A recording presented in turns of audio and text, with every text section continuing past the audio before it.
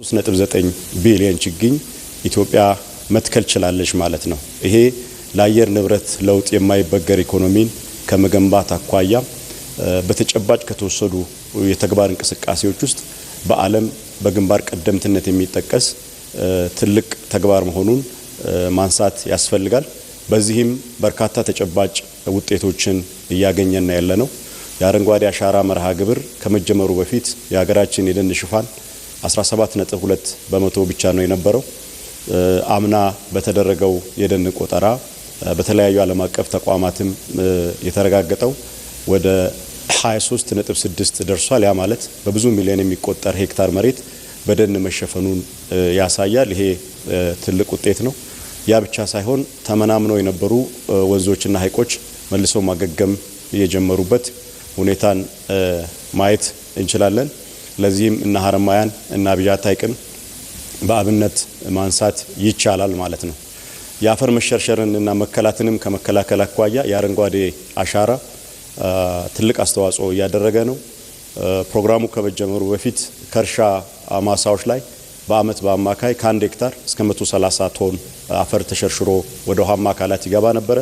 የአረንጓዴ አሻራ በአፈርና ውሃ ጥበቃ ስራ ብዙ ስራዎች ከተሰሩ በኋላ ይሄ በሄክታር ወደ 54 ቶን ብቻ እንዲወርድ ማድረግ ተችሏል። ይሄም ትልቅ ውጤት ነው። የሚቀሩን ስራዎች ቢኖሩም የሚታጠበውን የአፈር መጠን መቀነስ ችለናል። እንደ ሀገር በየአመቱ ወደ 1.9 ቢሊዮን ቶን አፈር ታጥቦ ወደ ውሃማ አካላት ይገባ ነበረ።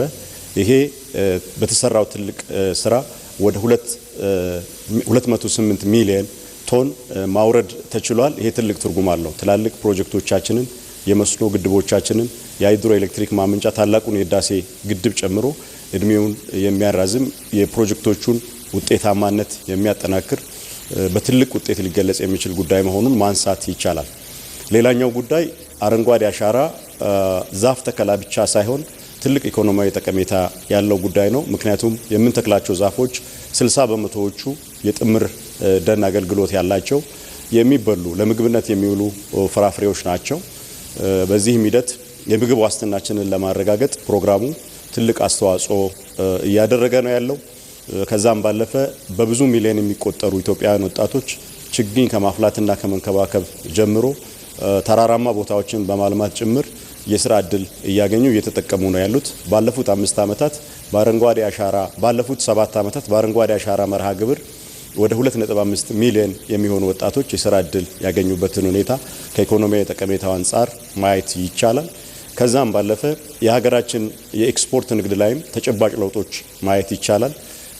የሀገራችን የቡና ኤክስፖርት ሁላችሁም እንደምታስታውሱት የዛሬ 7 ዓመት ከ700 ሚሊዮን ዶላር ብዙም የዘለለ አልነበረም። በአረንጓዴ አሻራ በተደረገው እንቅስቃሴ በቢሊዮኖች የሚቆጠሩ የቡና ዛፎች በመትከላችን የቡና ምርትና ምርታማነታችን በእጅጉ አድጓል። በቡና የተሸፈነው የመሬት መጠን 1.5 ሚሊዮን ሄክታር አካባቢ ደርሷል። አመታዊ ምርታችንም በዛው ልክ ከፍ በማለቱ ዘንድሮ ከቡና ኤክስፖርት ብቻ ኢትዮጵያ 3.1 ቢሊዮን የአሜሪካ ዶላር አግኝታለች። ስለዚህ የምንተክለው እያንዳንዱ ዛፍ የምግብ ዋስትናችንን የማረጋገጥ የስራ እድልን የመፍጠር ከዛም ባለፈ ደግሞ የውጭ ምንዛሪን አምጥቶ የሀገራችንን ኢኮኖሚ ከፍ ከማድረግ አኳያ ጉልህ አስተዋጽኦ እንዳለው ማየት ይቻላል። ኤክስፖርታችንንም ከማብዛት ዳይቨርሲፋይ ከማድረግ አኳያ አቮካዶ እንደ አዲስ እየገባ ያለ የኤክስፖርት ምርት ነው። በተለይ የአረንጓዴ አሻራ ከተጀመረ ወዲህ ምርጥ የአቮካዶ ዝርያዎችን በማስተዋወቅ ሰፋፊ ስራዎች እየተሰሩ ነው ያሉት። በዚህም ብሔራዊ የአቮካዶ ልማት ፕሮግራም ተይዞ ኢትዮጵያ ያላት የአቮካዶ እርሻ ከነበረበት አነስተኛ መጠን ወደ 190 ሺህ ሄክታር በማሳደግ ሀገራችንን አቮካዶ ላኪ ከሆኑ ግንባር ቀደም ሀገራት ተርታ ለማሰለፍ ሰፋፊ ስራዎች እየተሰሩ ነው ያለው። አሁንም በጅምር ያለው እንቅስቃሴ በእጅጉ ተስፋ ሰጪ ነው ማለት ነው። በዲፕሎማሲ በኩልም ካየን ሀገራችን ከዚህ በፊት ድርቅን ተከትሎ ከሚመጡት ጉዳቶች ጋር ተያይዞ ስሟ ይነሳ የነበረው አሁን በአረንጓዴ አሻራ ስራ ስኬት ስሟ በጥሩ ሁኔታ እየተጠቀሰ ነው ያለው። በአፍሪካ ስለ አየር ንብረት ለውጥ የአፍሪካ ተወካይ ሆና የምትናገር በዓለም ደረጃም ደግሞ ይሄንን በተጨባጭ ተግባር ችግሩን ለመቋቋም ብታደርገው ጥረት ግንባር ቀደም ተደርጋ የምትጠቀስ አገር ሆናለች። በዚህም ረገድ ትላልቅ ዓለም አቀፋዊ መድረኮችን እንድታዘጋጅ እድል ያገኘችበት ሁለተኛውን የአፍሪካ ክላይሜት ሰሚት ስኬታማ በሆነ መልኩ ያጠናቀቀችበት የዓለም የአየር ንብረትና የአካባቢ ጉዳዮችን የሚመለከተው የኮፕ 32 ስብሰባን እንድታዘጋጅ ኮንፈረንስ እንድታዘጋጅ የተመረጠችበት ሁኔታ ነው ያለው። ይሄ በጣም ለሀገራችን ትልቅ እድል ነው። ከዛም ባለፈ በሀገርና በመሪ ደረጃ በዚህ እንቅስቃሴ ህዝባችን ባደረገው ጥረት የመሪውን ሀሳብ ተቀብሎ በሰራው ስራና ባገኘው ውጤት በርካታ ሽልማቶችን አግኝተናል። ከአሜሪካ መንግስት የአፍሪካ አውትስታንዲንግ ሊደርሺፕ አዋርድ ክቡር ጠቅላይ ሚኒስትራችን የተሸለሙበት በምግብ ዋስትና ራስን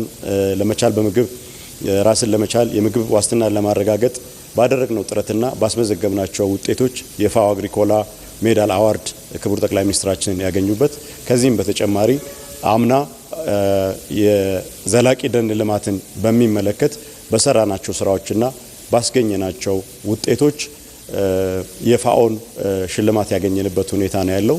በአጠቃላይ የአረንጓዴ አሻራ መርሃ ግብር ያለው ስነ ምህዳራዊ ጠቀሜታ፣ ኢኮኖሚያዊ ጠቀሜታ ከዲፕሎማሲ አንፃር በውጤት ታጅቦ 7ኛ ዓመቱን አጠናቆ 8ኛው ምዕራፍ ተጀምሯል። ዛሬም ያን ጀንበር ተከላው ህዝቡ የመሪውን ጥሪ ተቀብሎ በነቂስ ወጥቶ ከሌሊቱ 12 ሰዓት ጀምሮ በሰፊው ተከላው ላይ እየተሳተፈ ነው ያለው። የዛሬ ግባችን በአንድ ጀንበር 800 ሚሊዮን ችግኞችን መትከል ነው። ስለዚህ አሁን ቁጥሩን ለመድረስ የተወሰነ ነው የሚቀረን። በቀረን ጊዜ ተረባርበን ተከላውን እናጠናቅ የሚለውን ሐሳብ ለመስጠት ነው። አመሰግናለሁ።